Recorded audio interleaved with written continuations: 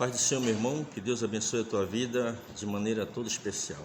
Com a Bíblia aberta aqui no livro de 1 Samuel, capítulo de número 28, do versículo 11, que nos diz assim a palavra de Deus. A mulher então lhe disse: A quem farei subir? Disse ele: Faze-me subir a Samuel. Vendo, pois, a mulher a Samuel, gritou em alta voz, e a mulher falou a Saul, dizendo: Por que me tens enganado? Pois tu mesmo és o Saul. Senhoras e senhoras, nesse momento eu quero gravar uma mensagem que, apesar de estar esses longos anos na igreja, mas eu nunca vi nenhum pastor, nenhum ensinador pregar sobre este assunto. Este assunto, ele me desperta interesse e por isso eu vou pregar sobre este assunto, porque Deus tem falado forte comigo. Quero dizer a você, meu amigo, que me acompanha talvez, haja aquela preocupação da sua parte, porque muitas vezes nós tocamos no nome de algum segmento. Mas o objetivo de falar sobre algum segmento, de maneira nenhuma é para diminuir, certo? O objetivo é para que você, dentro desse segmento que você está, você possa fazer o quê? Conferir com a Bíblia, ver se esse ensinamento que você está recebendo, se tem concordância com a palavra de Deus. O que a Bíblia diz sobre este assunto? Eu quero falar nesse momento sobre a reencarnação. Você acredita na reencarnação? O que a Bíblia diz sobre a reencarnação? Vamos estudar aqui, se estudarmos sobre o Espiritismo, vamos observar que os dois pilares do Espiritismo, chama-se exatamente, um deles é a reencarnação e outro pilar é a consulta aos mortos. É claro que vai outro segmento mais adiante, mas eu quero me reter nesses dois pontos importantes aqui, sobre a reencarnação e sobre a consulta aos mortos. O que a Bíblia diz sobre isso? Depois vamos ler ali em Deuteronômio um texto que a Bíblia condena esse tipo de prática. Nós temos ao longo da Bíblia três tipos de doutrina. Nós evangélicos, a teologia chama de doutrina. Ensinamento, mesmo que ensinamento. Eu quero dizer a você que se aparecer um pastor, um ensinador trazendo mais doutrinas do que essas três, não se assuste, que apenas eu resumi, peguei essas três. Então a primeira doutrina chama-se doutrina de Deus. Essa doutrina de Deus está em Deuteronômio capítulo 32, o versículo 2, quando Deus diz: goteja minha doutrina, e destile o meu orvalho como a chuva. É o ensinamento de Deus, uma forma de um chuvisco, uma tradução. O chuvisco, você sabe, aquela garoazinha que vem para regar realmente a terra. Então essa é a doutrina de Deus. Existe também uma segunda doutrina chamada doutrina de homens. Jesus, quando falou ali em Mateus sobre a tradição dos anciões, ele menciona exatamente sobre isso, no capítulo 15 de Mateus, ele menciona sobre a tradição dos anciões. Era uma mania, uma prática que os judeus tinham naquela época de lavar os copos, jarros. E Jesus chamou aquilo ali de doutrina de homem, ensinamento de homem. Porque eles observaram, quando Jesus entrou com os discípulos nesse determinado lugar, e como os discípulos não foram lavar suas mãos, eles então cobraram de Cristo isso. Jesus então ali, na verdade, queria deixar uma grande lição para eles. Você tem que limpar o interior do copo, do prato, ou seja, o interior do meu corpo físico, a minha alma, meu espírito, a minha mente, ela tem que estar lavada no sangue do Cordeiro. E a terceira doutrina está lá, Paulo fala em Timóteo, sobre que nos últimos dias muito apostatarão da fé, dando ouvido a doutrinas de demônios. Então, é muito cuidado você que segue a doutrina, procure ver o segmento. Esta palavra aqui, ela nos trata de uma mulher, chama-se Penutisa de Endor.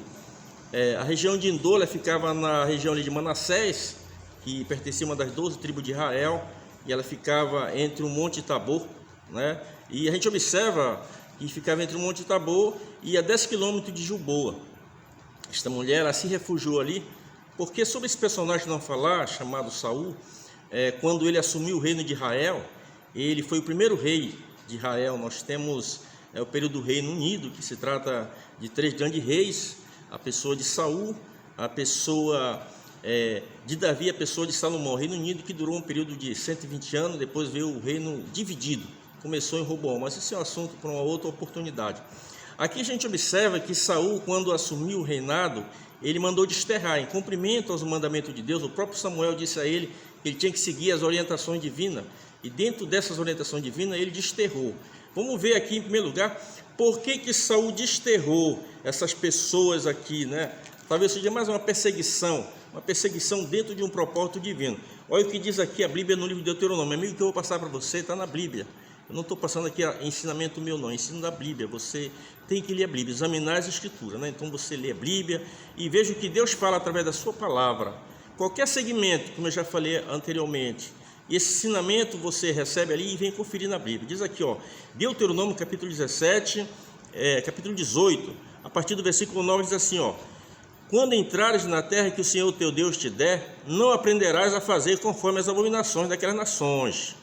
Entre ti não se achará quem faça passar pelo fogo seu filho ou sua filha. Era muito comum naquela época, havia ali 7 nações grandes, que Deus mandou desterrar. Aí nós tínhamos ali os cananeus, nós tínhamos os fariseus, eram 7 nações ao todo, os edomeus. Então Deus mandou que eles destruíssem totalmente. Por que Deus queria que destruísse? Porque esses países aí, eles tinham essas práticas pagãs, que a Bíblia condena. O povo de Israel, que era um povo de Deus, ele não poderia seguir esses mesmos costumes. Então diz assim, ó: então não faça passar o teu filho pelo fogo. Lá existia um Deus chamado Deus Moloque, os cananeus, né? Então eles sacrificavam crianças, sacrifício de criança. A Bíblia condena esse tipo de prática. Mas na frente diz assim, ó: nem adivinhador, nem prognosticador, nem agoureiro, nem feiticeiro, nem encantador de encantamento, nem quem consulte o espírito adivinhante, nem mágico, e nem quem consulte os mortos. Essa era a orientação de Deus.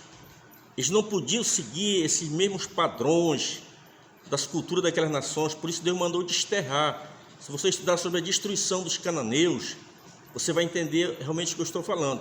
Então aqui a gente observa que Saul, obedecendo esse ensinamento de Deus aqui, quando ele assumiu o reinado de Israel, a primeira coisa que ele fez foi desterrar essas pessoas. Começou uma perseguição implacável para mandar matar essas pessoas. E essa penotisa de Endor, ela se refugiou neste lugar e nesta região de Manassés. Nós observamos que os dias se passaram, é longa a história de Saul, e nós vamos vendo de vez em quando sobre a vida de Saul, os pontos fortes deles, os pontos fracos, os erros e acertos de Saul. Mas hoje eu quero me deter mais exatamente a este texto sagrado em que eu acabei de ler. A Bíblia diz que agora Saul ele está ali encurralado. Os filisteus estavam próximos de Jubor e já haviam feito seus acampamentos, estavam vindo investir contra a nação de Israel. A Bíblia diz que a pessoa de Saul ele temeu muito. Ele temeu muito. Então a Bíblia diz que Saul ele consultou quem?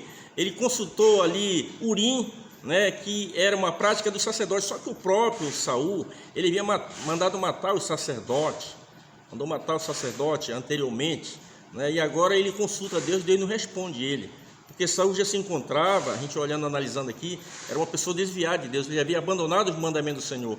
Quando Deus mandou que ele destruísse lá aquela região lá dos Amalequitas, Saul não obedeceu à voz de Deus como deveria obedecer. Então a gente observa aqui neste texto sagrado que a pessoa de Saul agora, ele temeu muito quando ele viu a nação de Israel. Então orou a Deus, Deus não respondeu através de um hino, não respondeu através de um profeta, nem de sonho. Agora ele entrou em pânico. O que ele faz? Ele chama 2 de seus servos e pergunta a eles se havia alguma adivinhadora ali. Eles disseram: olha, existe uma que sobrevive ainda, ela está lá em Endor.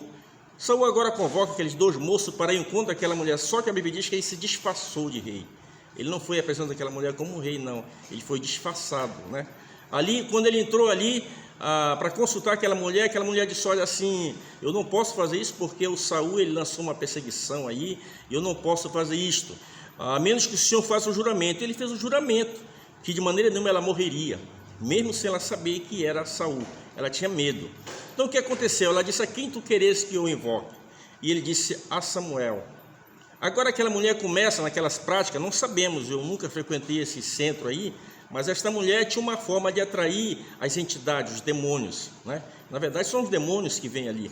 E agora quando ela está ali, na hora em que ela está convocando aquelas entidades, de repente ela vê, quando ela vê, ela se apavora. Ela disse: eu vejo um ancião que sobe da terra. A Bíblia não diz que Saul viu alguma coisa, não. Quem viu foi a mulher. Quando ela viu aquela pessoa que vinha, aquele ancião que sobe da terra, os mortos em Cristo, mesmo no tempo, na antiguidade, viviam no paraíso celestial, no seio de Abraão. Então, o morto ele não pode retornar a viver. Quem já morreu, não tem como voltar. Essa doutrina da reencarnação, ela é diferente da doutrina bíblica. A doutrina bíblica apresenta sobre a doutrina da ressurreição. A ressurreição quer dizer ressuscitar o espírito, a alma e o corpo junto, assim como Cristo ressuscitou. Cristo é a premissa, né? Então, assim como Cristo ressuscitou física e corporalmente, espírito e alma, assim também os crentes em Cristo. Mas a reencarnação é diferente. É alguém que já morreu, o espírito e a alma daquela pessoa falando por outra pessoa. E a Bíblia condena esse tipo de prática, esse tipo de ensino, não tem amparo bíblico. Por isso que Deus, ali em Deuteronômio, ele manda diretamente desarraigar essas pessoas. Por quê? Porque se você chegar diante de um morto e perguntar algo para ele, ele não vai responder. O que acontece? O diabo, ele é sagaz. Ele vai ali e se personifica desta pessoa. Ele acompanhou essa pessoa durante toda a sua trajetória de vida. Ele sabe as manias daquela pessoa, ele sabe como aquela pessoa falava, ele acompanha. A Bíblia diz que o anjo do Senhor acampa-se ao redor dos que o temem. Mas o amado irmão Pedro, ele diz que ao nosso derredor, ou seja, na volta, à distância, né, está o diabo rugindo como um leão, buscando o que possa tragar. Então ele está acompanhando você, não que ele seja onipresente é só Deus, mas ele tem os seus que foram expulsos com ele naquela guerra, na batalha lá, e a terça parte dos anjos que caíram. Então ele, através dessa terça parte aí, ele se espalha pelos 4 cantos da terra, para acompanhar a ação das pessoas, a atitude das pessoas. Então ele sabe o comportamento, ele sabia tudo sobre a pessoa de Saul. E agora ele começa ali então a conversar com aquela mulher. Aquela mulher começa a falar com a pessoa de Saul, dizendo que ele havia desobedecido a Deus. E realmente Saul havia desobedecido a Deus. Até quando o diabo se personificou como Samuel. Se eu mostrei este texto aqui, você vai observar que a expressão ali aparece o Samuel, não é o Samuel não. Samuel não voltou e só voltará no dia do arrebatamento. Ele não voltou, não tem como voltar. Os que morrem em Cristo não tem como voltar, é impossível, né? Se você acredita nisso aí, você está perdendo seu tempo. Leia a Bíblia e aprenda o que Deus tem para ensinar a mim e a você através da sua palavra. Então ela disse: eu vejo um ancião que sobe, e a Bíblia diz que Saul caiu aos pés daquela mulher, né? E disse: é Samuel. E não era Samuel coisa nenhuma.